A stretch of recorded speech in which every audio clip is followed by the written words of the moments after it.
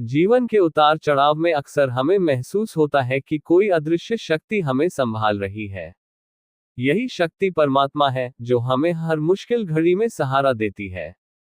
जब दुनिया हमारा साथ छोड़ देती है, तब ईश्वर ही होता है जो हमें थामता है। यह एहसास हमें तब सबसे अधिक होता है, जब छोटी छोटी परेशानियां भी बड़े संकटों का रूप ले लेती हैं। आत्मचिंतन हमें इन परेशानियों से उबरने और सही दिशा में आगे बढ़ने का मार्ग दिखाता है।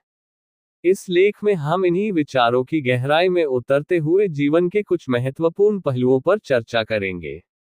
जब हम अपनी परेशानियों का हल बाहर ढूंढते हैं, तब हम और भी उलझ जाते हैं। दूसरों से बहस करने से केवल मानसिक तनाव बढ़ता है, जबकि आत्मचिंतन हमें हमारे सवालों का सही उत्तर देने में सक्षम बनाता है। आत्मविश्लेषण से हमें अपने कर्मों, विचारों और इच्छाओं को समझने का मौका मिलता है। ये प्रक्रिया हमें मानसिक शांति प्रदान करती है और हमें सही निर्णय लेने में मदद करती है। सफलता पाने के लिए केवल कड़ी मेहनत करना पर्याप्त नहीं है, बल्कि हमें सही तरीके से काम करना आना चाहिए। जीवन में सही और गलत का अंतर समझना अत्यंत महत्वपूर्ण होता है। इसके बिना हम सही दिशा में आगे नहीं बढ़ सकते। हर इंसान में ये क्षमता होनी चाहिए कि वह अपने कार्यों और विचारों का मूल्यांकन कर सके। जीवन में रिश्तों की अहमियत होती है, और इन रिश्तों की नींव विश्वास पर टिकी होती है। यदि विश्वास कायम हो, तो अजनबी भी अपने बन जाते हैं। विश्वासहीनता रिश्तों को कमजोर बना देती है और हमें मानसिक रूप से अस्थिर कर सकती है। इसलिए हमें अपने रिश्तों को ईमानदारी और पारदर्शिता से निभाना चाहिए।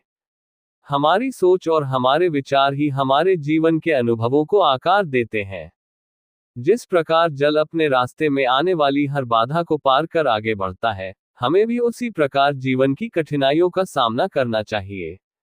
जीवन में अनुभवों से हम सीखते हैं और यह सीख हमें सही मार्ग दिखाती है। जीवन में कभी कभी क्रोध भी सही समय पर उपयोग किया जा सकता है। श्री कृष्ण ने कहा है कि विजय उसी को मिलती है, जिसका मन शांत होता है। मन की स्थिरता और संयम से ही हम कठिन परिस्थितियों में सही निर्णय ले सकते हैं।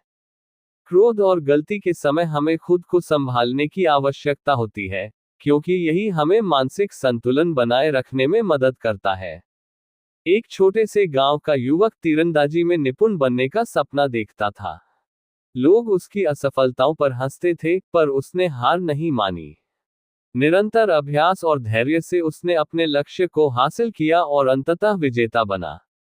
इस कहानी से हमें ये सीख मिलती है कि असफलताएं हमारे लिए सीखने का माध्यम होती हैं। मेहनत और धैर्य के साथ किसी भी लक्ष्य को प्राप्त किया जा सकता है।